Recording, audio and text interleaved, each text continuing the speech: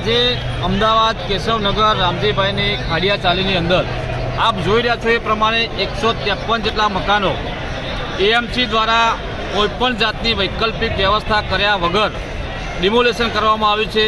15 તારીખે જ્યારે ડિમોલેશન કરવામાં આવ્યું અને આજ દિન સુધી તંત્ર દ્વારા કોઈ પણ જાતની આ લોકોને 700 જેટલા લોકો છે, અહીંયા 150 જેટલા પરિવારો છે, કોઈ પણ જાતની વૈકલ્પિક વ્યવસ્થા કરવામાં નથી આવી।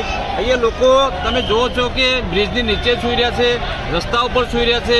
ધોરણ 10 અને 12ની પરીક્ષા 11 તારીખે ચાલુ થવા જઈ રહી છે। બાળકોને અભ્યાસ કરવા માટે, વાંચવા માટે, લખવા માટેની કોઈ વ્યવસ્થા નથી અને 2 દિવસ પહેલાં વરસાદ થયો ત્યારે ઠંડીના કારણે એક માણસનું મૃત્યુ પણ થયું છે। ત્યારે મારે તંત્રને વિનંતી છે કે ડિમોલેશન થયા પછી આ લોકોને જે વ્યવસ્થા કરી આપવાની હતી એની અંદર તંત્ર ઊણું ઉતર્યું છે અને એની વ્યવસ્થા નથી કરી આપી। આજે તમે જોઈ રહ્યા છો આખા ગુજરાતનો ઠાકોર સમાજ આક્રોશમાં છે અને આ લોકોના સમર્થનમાં ગુજરાતમાંથી ઠાકોર સમાજ ઉમટી પડ્યો છે।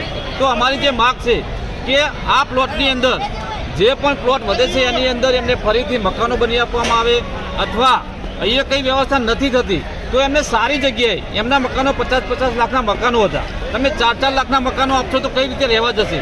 તો એમને સારું વળતર આપો, સારા મકાનો આપો અને સારી જગ્યા આપો।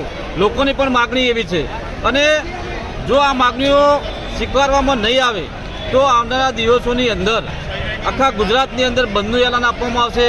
ઠાકોર સમાજની સાથે સાથે આજે માલધારી સમાજ આવ્યો છે, પાટીદાર સમાજ આવ્યો છે, માઇનોરિટી સમાજ આવ્યો છે, અન્ય તમામ સમાજો અમારી સાથે જોડાયા છે।